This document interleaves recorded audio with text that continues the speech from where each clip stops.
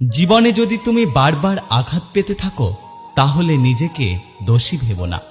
একটা কথা মনে রেখো, যে গাছের ফল যত মিষ্টি সেই গাছের সবাই পাথর ছোড়ে। সম্পর্ক কখনো দূরত্বের কারণে শেষ হয় না।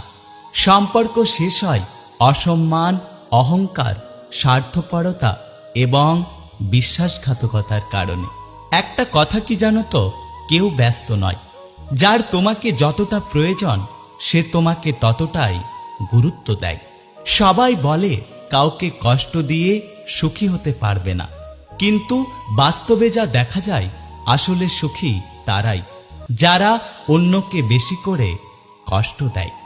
জীবনে শিখতে হয় মাথা নিচু করে, আর জীবনে বাঁচতে হয় মাথা উঁচু করে।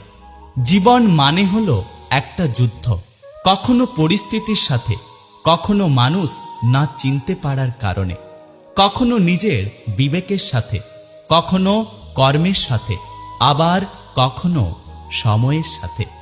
জীবনের কাছে আমার একটা প্রশ্ন, কি অন্যায় করেছি যে আমার সাথে সবসময় খারাপ হয়?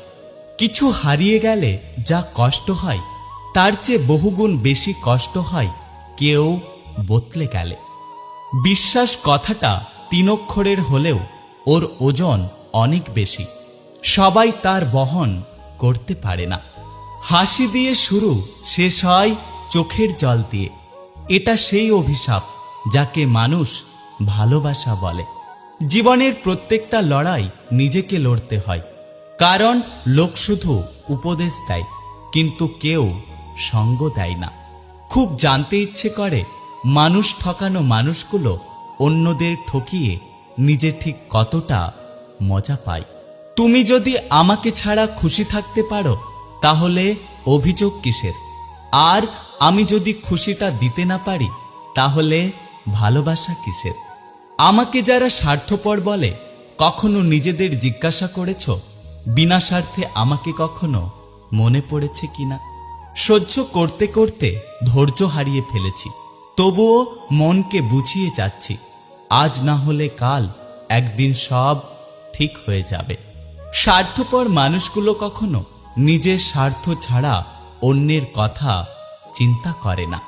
ভরসা ছিল, বিশ্বাস ছিল, কিন্তু পরে বুঝলাম ওটা আমার ভুল ধারণা ছিল। জীবন থেকে একটা জিনিস শিখলাম, চাইলেই পর হওয়া যায়, কিন্তু চাইলেই সবার আপন হওয়া যায় না। আমি যেখানেই শান্তি খুঁজে যাই সেখান থেকে মানসিক যন্ত্রণা নিয়ে ফিরে আসি। সময়